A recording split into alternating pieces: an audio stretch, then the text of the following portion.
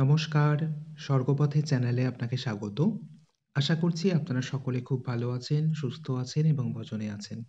চলুন, আজ আবার আমি এসেছি একটা মেলাতে। এই মেলাটা বই মেলা, অন্যান্য মেলার থেকে একদমই আলাদা। আর এটা হচ্ছে আমাদের পূর্ব বর্ধমান জেলার বইমেলা, যেটা হয়েছিল আমাদেরই স্কুলে। আর স্কুলের দূরত্ব আমার বাড়ি থেকে হাঁটা পথে ৫ মিনিট। আমাদের এখানে বইমেলা হয়েছিল ৭ই জানুয়ারি থেকে ১৩ই জানুয়ারি ২০২৫ পর্যন্ত। আর আমি গিয়েছিলাম ১১ই জানুয়ারি ২০২৫ শনিবার।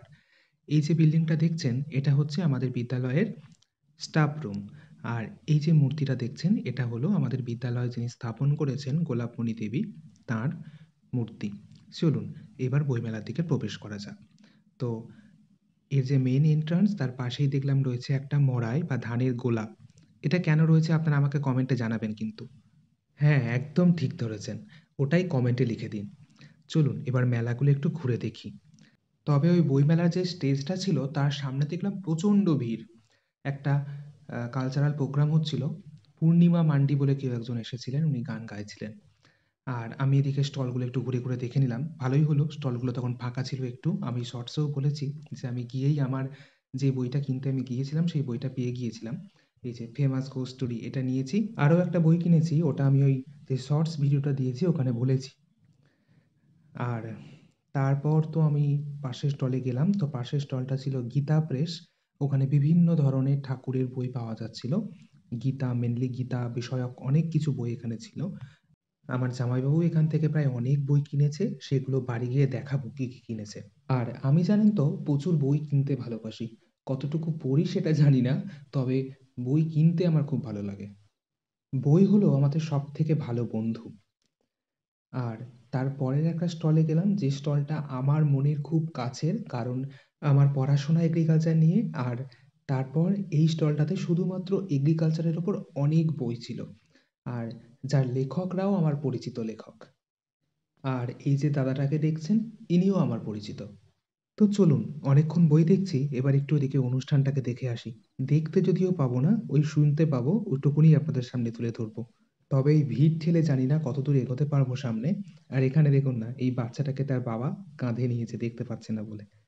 আমরাও ছোটবেলায় কত এরকম বাবার কাঁধে উঠে ঘুরেছি বলুন। আর জানেন তো, মঞ্চের দিকে এগিয়ে যেতে যেতে হঠাৎ করে এই পঞ্চতন্ত্রের গল্প বইটা চোখে পড়ল। এই পঞ্চতন্ত্রের গল্প আমরা ছোটবেলায় কত যে পড়েছি, ওই বইগুলো এখনো বাড়িতে পড়েই আছে। যাই হোক, চলুন এবার কাছাকাছি চলে এসেছি, একটু আপনারা গানটা শুনুন।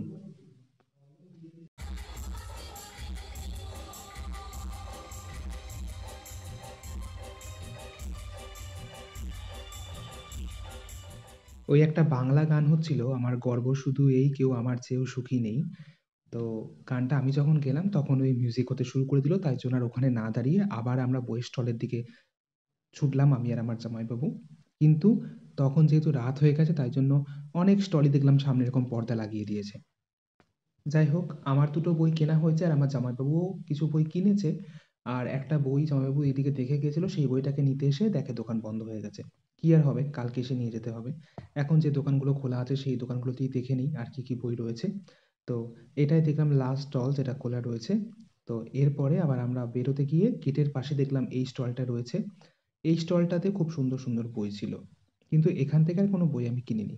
কারণ এত বই কিনে পড়বো কখন? ঘরে ভরে রাখলে তো হবে না বলুন। যাই হোক, বেরিয়ে যাবার আগে এটা একবার বইমেলার লাস্ট ঝলক আপনাদের সামনে তুলে ধরছি। চলুন এবার বেরিয়ে পাশে অনেক মেলা-ফেলা বসেছে সেই দিকে যাই। আর মেলাটার এক্সিটের মুখে একটা সেলফি জোন করা আছে, তাই জন্য ওখানে প্রচণ্ড ভিড় হচ্ছে, মানুষজন সেলফি তুলছে। আর এখানে ওই কিছু বিশিষ্ট সাহিত্যিকের ছবি দেওয়া আছে। যাই হোক, চলুন এবার আমরা মেলা থেকে বেরোই। তো এটা হচ্ছে সেই এক্সিট গেট। এবার এখান থেকে বেরিয়ে পাশের মাঠটাতেই আবার করা রয়েছে বিভিন্ন খাওয়া-দাওয়ার স্টল ইত্যাদি এই সমস্ত কিছু রয়েছে। তো এই যে, চলুন এবার কিছু খেয়ে তারপর বাড়ি যাব। তো মেলাতে ঘুরতে, ঘুরতে হঠাৎ করে দেখা হয়ে গেছে আমার এক ছোট্ট সাবস্ক্রাইবারের সাথে। সাবস্ক্রাইবার না, ও আমার ভাগনা। তবে ও আমার প্রত্যেকটা ভিডিওকে দেখে। চলুন আর বেশি কথা বলা যাচ্ছে না। এবার একটু গিয়ে খেতে হবে। আর এই যে ওর ভীষণ লজ্জা, মামু আমাকে ইউটিউবে দেখিয়ে দেবে। আর এই যেটা হলো সৌরভদা। আর এদিকে দেখছেন জিলিপির মেলাতে কি ভিড়, বাপরে! আর আমার একটা জিনিস মনে হলো, ওই ভিতরে বইয়ের স্টলগুলোর থেকে এখানে এই খাবার স্টলগুলোতে ভিড় কিন্তু একটু হলেও বেশি। দাঁড়ান, একবার ঘুরিয়ে দেখাই চারিদিকটা, তাহলে বুঝতে পারবেন। মানুষজন কতটা বই কিনেছে আমি জানি না। তবে খাবার-দাবার যে প্রচণ্ড বিক্রি হচ্ছে এটা তো এই মেলার ছবি দেখলেই বোঝা যাচ্ছে, তাই না বলুন? তারপর দিদি দেখলাম এই বইটা কিনেছে 'মানিক বন্দ্যোপাধ্যায়ের শ্রেষ্ঠ গল্প'। তারপর ওই ভিড়ে বেশি ভিতরে না গিয়ে সামনেই একটা স্টলে ঢুকে গেলাম। আর সেখানে কিছু খাবার-দাবার খেলাম। আমি একটা রোল, দিদি চাউ এই সমস্ত কিছু খেয়ে তারপরে আবার ফুচকাও খেয়েছি লাস্টে যদিও। তারপর ওই মেলাটা থেকে বার হয়ে গেলাম একটু ঘুরে, ঘুরে দেখতে। এখানে দেখলাম খুব সুন্দর একটা টয় ট্রেন এসছে। এটা সেই মেমারি মেলাতে আমি ১ম দেখেছিলাম আর আমাদের এই বইমেলাতে এটা ২য় বার দেখছি। তারপর এখানে আরো বাচ্চাদের অনেক রাইডই এসছিল। যেমন এটা একটা ছিল এই যে এইগুলো ছিল, এগুলোর কি নাম আমি এত জানি না। আর জানার কোনোদিন চেষ্টাও করি না। কারণ এগুলোতে তো আমাদের আর ওঠা হয় না। তারপর এই মেলাটারই কোণের দিকে একটা জায়ান্ট স্ক্রিন লাগানো আছে যেখানে ওই ভিতরে যে প্রোগ্রামটা হচ্ছে ওটাকেই লাইভে দেখানো হচ্ছে। দাঁড়ান কি গান হচ্ছিল সেটা একবার শুনুন।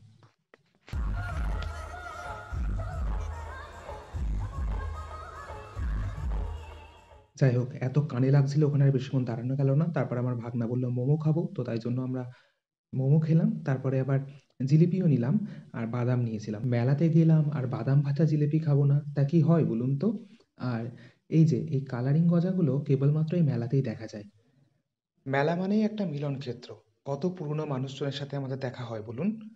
যাই হোক এবার বাড়ি ফিরতে হবে, অনেকটা রাত হলো। আর তার আগে আমাদের ফুচকা খাওয়াটা বাকি থেকে গেছে। তো এই যে এখন আমাদের ফুচকা খাওয়া হয়ে গেল।